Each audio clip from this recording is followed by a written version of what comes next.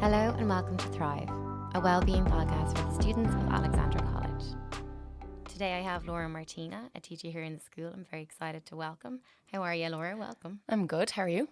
Very good. So you have been here for about 6 years, I believe. Can Yeah, you tell 6 years. me a little bit about your background? Yeah, so I started here at Alex in 2018. I'm a teacher of biology, science and Leaving-Cert and I graduated in 2018, so I came straight here from DCU and I studied PE and biology there in DCU, so loved it and very delighted to see Leaving-Cert as a subject at Leaving-Cert level. It's interesting that PE is there now because it wasn't when I was in school. Yeah, and everyone's like, it's a subject now. Like, what do you do? Are you just outside the whole time? So I'll go into it in a little while, but it's great to see it. And it's great to see how important and valued it is across Ireland. And it's kind of what I'm talking about here today. Obviously, I'm here to teach a curriculum in biology and PE, but if I could get a couple of the habits that I'm going to go through now instilled in young people at a young age and develop that into adulthood, that's a big tick for me. Yeah, very inspirational. Yeah. So today we're going to be talking about developing healthy habits. Yeah, I just want to say first of all as well that these are things that I have learnt, listened to podcasts in college, reading books, all that kind of stuff. Mainly podcasts, actually. They're just gotten so big the last couple of years. Yeah. So I'm not saying that these things are gospel, but I do these things and it helps me like mentally, physically. So yeah, it's kind of a little list that I've developed, and I feel like if I stick to these things or even a couple of these things a week or even in a day, I feel so much better about myself. I think that's what we all try to do in life, is how can we make ourselves feel good, whether it's physical or mental. So yeah, these habits are things that I have learned and I do think they work. So the first one is, it's actually something my dad always says, and he said it there a couple of weeks ago and I had to tell him then about this podcast. So it's always keep moving.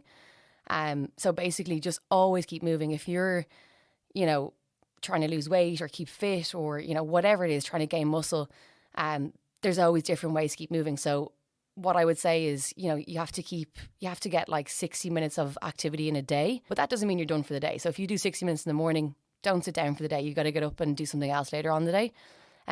So that's kind of what I'm saying, is always keep moving no matter what it is. Even if you play a match, it's always good to do a little walk maybe before a game or after a game.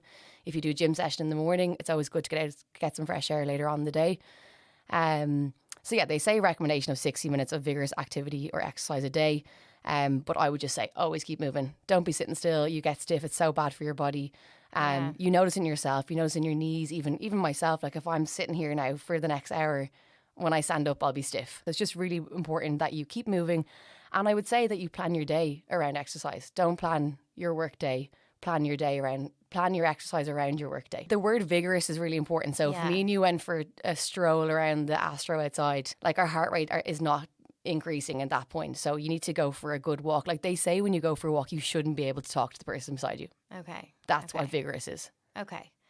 And I suppose if someone's, hates exercise or they're starting fresh, like I do think sometimes it can be a little bit intimidating, like 60 minutes of vigorous exercise. I agree. Yeah. And it is. And like, obviously I'm coming from a background that I'm really interested in sports and I don't find it a hassle.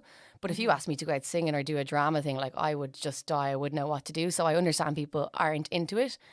But I guarantee you, if you went out for even a 30-minute walk to start and you came home, you'd be like a new person. So I would just encourage people to try a small bit. If it's 20 minutes, 30 minutes, and then get up to that 60 minutes, it'll be great. But I'm telling you, even a walk, like if you're in a bad mood, the best thing you could do is probably go for a walk. Put your earphones in or not. Listen to a podcast, listen to some music. And I guarantee you, you'll feel a lot better once you get back from that walk. So just start off small. Yeah. Okay. And is there ways that you could incorporate it into the day rather than going to maybe a gym session or playing a specific sport? Yeah, well, I don't know if I should be saying this on the podcast, but we have hour classes here. And every time I have an hour off, I usually correct or do some work. And the last maybe month I've said, you know what, that correcting is going to get done. So I go and get a coffee and I walk and I go down to Box, which is like 5 minutes from here. But I go the long way. I go down by the Dodder. Yeah. I get my coffee, I order my coffee, I do a lap around the park while my coffee's being made, collect my coffee, walk back, and again, walk the long way back. So I get a good like half an hour in and I come back and I'm like, I'm buzzing to do a bit of correcting now. Like just even that half an hour to get out. Yeah. I ring like my mum or whatever to see if she's all right, check in with her. Or ring one of the girls to see how they're doing. They're usually working from home so you can catch them. But that's what I've decided to do. Like, I'm like, my correcting gets done. I am super organised anyways. I know I'm going to get it done. I'm usually ahead with my things. So I'm like, why am I sitting here doing more work? Get out for your hour. Because when I get home, like if I'm coaching after school, it could be 6:30 by the time I get home, and I won't go for a walk by myself then. Yeah, I think that's a huge thing, especially in the winter months, because I know when I get home, like, that's it. I'm in the door. 100%. So. I fully agree with that. And like, I have a dog, so I need to get him out. So like, I have to walk the streets down with him, and you can't let him off or whatever. So you don't feel like you're getting your I'm not getting my exercise in, you know, so I like to get my walk in during the day. So I probably shouldn't be saying that out loud, but when I have my hour off, I go do my exercise. I do my walk. I do it on do you know, as well. I'm going to get my work done. My work is always there. It will get done. You're on deadlines for like reports or whatever. So I've changed my mindset and I go for walks now. That's way better. Yeah. So even just like simple things like the lift, like not taking the lift. Not like taking even the lift. In this building. I know, or parking a little bit further away. Like even, you know, park at the sports building rather than the one right there when you drive in, you know, even those few steps, like, I don't know, obviously I have a mind frame that I like keep an eye on my steps. I like to, any reason to get a bit of exercise in, I'm like, that's a tick for me throughout the day. Like if I met one of the girls, she's like, oh, will I call over for tea? I'm like, well, why don't we go for a walk and grab a coffee instead? You know, I'm like, that's a win, just getting those small things into your life. I know you might be going too fast now if you met one of your friends for a walk, but it's still, you're getting your steps in, you're moving, you know. So yeah, I would say slowly just introduce it into your life if you can, instead of the hour of, you know, doing your corrections or, you know, watching TV, like if you're working from home or whatever, just get up and walk, go for 20 minutes, 30 minutes and go get your coffee, set your goal. My goal is to get that coffee and back. You know, that's what I would do. Even a bit of a dance in your room. A little bit of just dance, maybe. Okay, thank you. The second one is variety is the spice of life. And I'm just talking about food in that. So I would say like diet is the most important thing. Exercise is obviously so good, like I said, for your physical and your mental health. But food is what keeps you going. Like what you eat gives energy to your cells. This is my bit of biology coming in. Gives energy to your cells and makes you feel the way you feel. Like hangry is real. Like if you're not eating, you're not getting that energy to your cells, which is why you feel so like lethargic. So I would always say eat a little and often. Like I have my breakfast, I have my lunch, have my dinner, and I'm saying revolve your life around your day around your exercise. I probably revolve my day around food, to be honest. Food is just so important. Can I stop you there and just ask you? So I know, being the nurse here, a lot of girls love coming into school and coming into me at about break time, 11, 12 o'clock, and feeling weak and faint. Yeah. Why is that, Laura? Because they're not eating their breakfast, probably, more than likely. And like, I get that. I get they're probably tired and they need to, I was up too late or whatever else, or my parents didn't make me my breakfast. Like, it brings me to my second point. Get organised. Plan your food. Like, it's so annoying. And the minute I get in from work, I plan for the next day. Like, I get my oats ready. I usually have oats in the morning, which I've changed. I used to have eggs. I have oats now after our conversation a few weeks ago. I have oats in the morning and then I plan. Usually I make dinner in the evening and I bring whatever's left over for lunch the next day. That's something I started doing since September, and honestly, isn't it ideal? It's changed my life. It really, really has. It's the best thing ever. And save money as well. Absolutely. And like, there's nothing worse when you're coming to work, you're like, oh, what will I get for lunch today? Or where will I get my lunch today? And you're going down and you're getting something that's not decent. Like, you're not getting all the nutrients that you need in. But yeah, get organised. That's the most important thing. Like, I used to make like these egg muffins on a Sunday and I'd take a slice of that every week. I used to make it in a bread loaf. Take a slice every morning, should I say. And I'd also make maybe some turkey puddings or turkey rashers or turkey sausages or whatever. Bring them with me. Now I'm on the oats, way easier. Yeah. But once I get in after school, when I get home, if it's 6 o'clock, I'll just make my oats then. It's done. I'm ready for the next morning. Cook my dinner. I'll have whatever. If I make a curry for dinner, bring that for lunch the next day. And then I'll do the same then that night for the following day. Yeah. So you just have to get organised.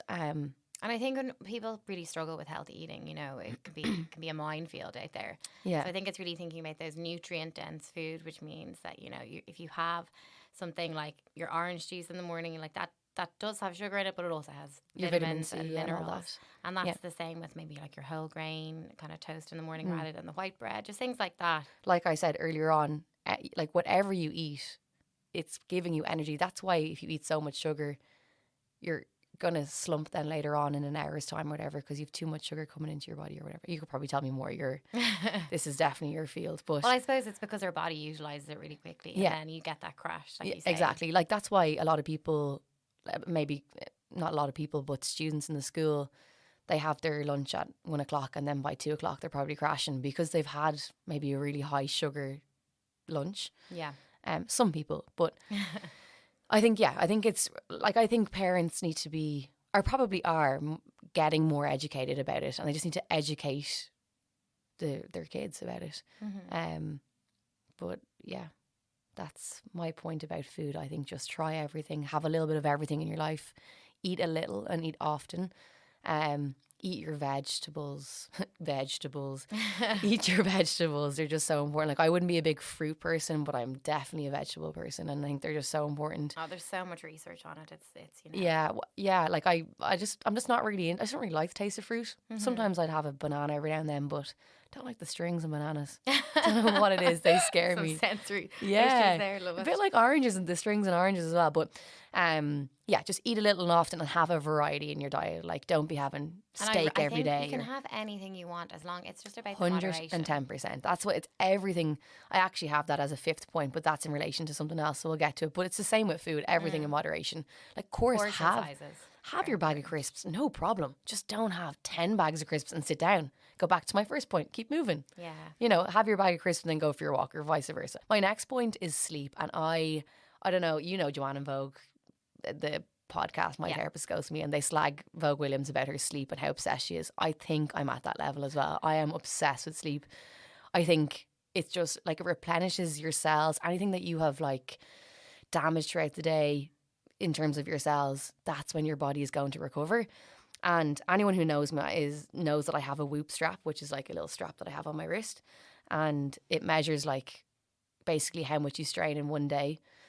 And it gives you like when you should go to sleep that night based on the strain that day, and it gives you a recovery percentage. It's a lot of detail, but I'm pretty obsessed with it. And the sleep is so accurate. Strain is like I'm probably straining right now because I'm talking loads and I'm probably a little bit nervous. I've calmed down now since we started, but like, I'm a little bit nervous. We're like teaching, you're gonna. So what's a measure? Does it measure something like your it's heart measuring rate your heart. Okay. Yeah, you're measuring your heart variance, your oxygen intake, all that kind of stuff. It's really cool. Like, I definitely recommend it. I'm not sponsored by Whoop or anything. I'd love to be, but I'm definitely not. But the sleep thing is the biggest thing. It shows you like how much sleep you need based on how much you strain that day. So let's say, for example, today actually I'm really poor recovery today. I'm like 50% recovery. So you've like a green zone, a yellow and a red zone. I'm in the yellow today. So I'm usually in green, yellow. I'm in the yellow today, and I know why I am, because I always find Sunday night really hard to sleep. Like, I didn't sleep till about 11:30 last night, which is like an hour and a half past my bedtime, which is crazy. And because I didn't sleep, I slept late. I didn't sleep great. My recovery today wasn't bad. I didn't strain too much yesterday because I didn't do too much exercise. Went for a little walk. But if I played a game, let's say I played a game last Saturday, like, you'd be straining big time there. Your strain it goes as far as 21, I think. So my strain might get to 15 or 16, and then whatever else you do throughout the day. So I'll probably get to like 18 maybe on a Saturday after a game. And then let's say I went out that night, my strain's going to be even higher again. I'm not drinking water, maybe drinking alcohol, whatever it is. So then Sunday I'll probably be in the red zone. But anyways, it's basically based off your sleep as well. Like, you need a certain amount of hours depending on how much your body is stressed, is what strain is, under pressure in that day. So yeah, I'm obsessed with sleep. I literally get into bed, maybe start making my way upstairs, maybe 10 to 10, read for a couple of minutes, and I'm gone by 10:15. And yeah, I just love my sleep. And it's just so important. Like, it just resets you for the next day. You know yourself, if you have a bad night's sleep, aren't you just in the worst form the next day? Yeah, it's it's so important. Mentally very challenging. It is. You're like, I had a crap night's sleep last night, so I'm not going to be firing on all cylinders today. And I think a huge thing, as you know, I'm sure everyone will roll their eyes, but the screen time is a huge thing, and apparently it reduces your melatonin production, which is actually really important for your sleep. The Whoop, I'm going to keep coming back to the Whoop now, but the Whoop always have articles about stuff like that, and that was one of the big things is, you know, even wearing blue light glasses if you are on your phone in bed. I have this thing where I sit down and watch my TV, or I'm a celeb, which is over now, very sad over that. You know, I watch that, I check my phone then, and then when I'm walking up the stairs, my phone is going straight in the charger. I don't go on it at all. I do read off a Kindle, but I think that light is like a soft light or something. Anyways, it doesn't bother me. But like, when I walk up the stairs, the phone's in the charger and I go to bed. I don't go on the phone again. I think that you need to be strict with yourself over that.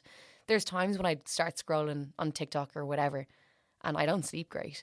But when I find reading really, really relaxing. I read every single night.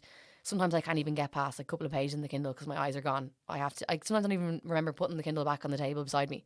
Do you know, it makes me so sleepy. I think it sounds like you were really consistent. That's and your what it's body's all about. so then in tune. Yeah, but then when I go out or something, I'm all over the place then the next day because I feel like I am so routine, and then when I go out of it, I'm like, what the hell is this? But yeah, sleep is just so important, and you know yourself when you're tired. If you're tired, your body's telling you something. Get into bed, go to bed earlier, do what you have to do to get to bed earlier. And one other thing that I know I've read articles about as well is sleep consistency time. So if you should be going to bed and waking up the same time every day. And I know I do that during the week for sure, and maybe even until Saturday. But Sunday, I'm like, I'm just going to chill. But you can't catch up on that sleep. So try and be consistent in your bedtime and your wake time. I've read a lot about that. Yeah, and I think also you probably stay more like connected to how your body's feeling in other regards in your life if you have that one consistent thing as well. Yeah, absolutely. My next point, which is kind of short and sweet, and I feel like it's kind of obvious, is just hydrate. So water is just so key. Like, I don't know if you drink, I feel like you do, you have a big bottle beside you there. But I feel when I don't drink water, it's very obvious. Like, I don't feel like I'm sharp. I feel like my mouth is really dry. I just don't feel great. Water is just key, and like for your kidney functions, all that kind of stuff. Even for, I don't know, I think it has an effect on other parts in your body as well. Like if you're not drinking water, you're not getting water to your kidneys. It affects your skin. I notice when I don't drink enough, like skin gets really dry and my lips get dry. Yeah, absolutely. It's the basis for all chemical reactions. Yeah, like I don't think I'm not going to go into too much detail about it, but like water is just so important. And I, especially to my parents, I harp on to them all the time about water because they don't drink enough, and you know, they might get a kidney infection. I'm like, you're drinking water? Well, I had a bottle today, and it's like a little, 500ml bottle. I'm like, you need to be drinking a litre of water a day. Do you know? And they're having teas and coffees or whatever. You need 35 mils per kilogram. There you go. Thank you for that. Okay, so yeah, look, I'm not going to go into too much detail about it. I actually don't know I haven't really researched much about it, but I just know that I'm different when I don't hydrate. So I just think it's really, really important. And if you struggle with water, like maybe start off with dilute, like a very, very small bit of dilute. Just get the liquids into you. I think that's just really important. The headaches and everything that it prevents is just, yeah, it's brilliant. And my last point is everything in moderation. Now, this is probably not targeting students, hopefully. And I'm not saying I don't do this, but I definitely, again, with the Whoop, it's something that I really notice is, and I'm not saying don't drink alcohol, but it's so important to minimize it. Like what alcohol does to your body. And drugs, I'm sure, I don't know because I've never done them on it. I don't know how that affects me, but I know how alcohol affects me, and I know the difference in me the next day on so many levels, not just like how I'm physically feeling, but how I look, or not just how I mentally feel, but how I look as well. So I'm not saying don't do it. I do it, but I'm definitely very aware of how much it affects me. Again, back to the Whoop, you can see, like if I had 2 drinks tonight, like I would not recover tomorrow. Like what? Like it sends your heart rate, your respiratory rate, your heart rate variance completely out of sync when you drink alcohol. And then obviously how it makes you feel the next day. Like, is it not just the worst thing in the world? Yeah, and I suppose mentally it can affect your mood. And then what are you craving? You're craving all the bad foods. You're probably not going to exercise. It's just like everything is out of sync. Just your performance in life and your sharpness the next day is not there. And I think, you probably got an image of what I'm like now, that would kill me if I'm not sharp or if my performance is not good because of alcohol. I'm like, that was my choice. I'm not saying don't do it. I do it. But I just think it's everything in moderation. It's absolutely okay to have a glass of wine. Probably not okay to have a binge of alcohol, maybe. So yeah, that's kind of my last point. Like, obviously go for it, but just everything in moderation. Okay, well, thank you very much. That was a brilliant run through of some healthy habits to start. Some healthy habits, yeah. If you like, and I said that at the very beginning, like I'm obviously here to educate the students and Alex. My job is teacher, like that's what I'm supposed to do. I have a curriculum to follow. But I think, and I hope, and particularly in Leaving Cert P, because you've girls who do a subject that they've chosen, you have their interests and you have them at the tips of your fingers. you have I have an We have the opportunity. privilege and the access to be able to but do I have an it. opportunity to actually like instill at least one of these 5 things. Like if you ask my 6-year students, they know I'm obsessed with sleep. They know I'm obsessed with my whoop. They know I'm obsessed with moving and water, all that kind of stuff. And I hope that at least one of them will take one of those 5 things and carry it on into their lives. And I think they will. I think they're wired similarly to me because they're interested in sports and exercise and just healthy living in general. But my job obviously is to educate the girls. But if they could just take one thing out of that list, I think it could change their life. Mm-hmm. And in terms of developing a healthy habit, especially with the lunch thing that I changed, like it really was, I struggled with it for the first, week or two. But like when I pushed through that initial starting difficulty and then just kept it going, it's always going to be worth it takes a while to change a habit. Like I know you always see the ads about smoking. I don't know how many days it is to change your habit, but it's probably the same. Like if you don't exercise or if you don't get enough, like go to bed early, all that kind of stuff, it takes a while to do those things. You just got to stick with it and keep going with it. And like at the end of the day, and I probably again shouldn't be saying this, obviously I love my teaching job. I love teaching so much. But these 5 things that I've called out, and I'm sure there's so many other things, that's what's going to keep you alive. Those, like eating well, getting enough sleep, keeping moving, that's going to keep you alive. Like my biology leaving cert course is probably not going to keep you alive. It's obviously going to educate you, but at the end of the day, and when you get older, and you're probably the same as me now, you're like, okay, how can I make myself feel good? It's not about what you know. It's about like, how can you make yourself feel good mentally and physically? And I think the penny drops at people later on in life. And it's dropped at me in the last maybe 4 years or so. The penny has dropped. I'm like, I need to look after myself. You create these habits now, you'll have them until the day you die. Hopefully it's a long life. Yeah, so prioritise you. Exactly, yeah. In every aspect of the word, yeah. Absolutely. Okay, well, thank you very much, Laura. No I really problem. appreciate you coming on. No worries. Thank you very much for having me.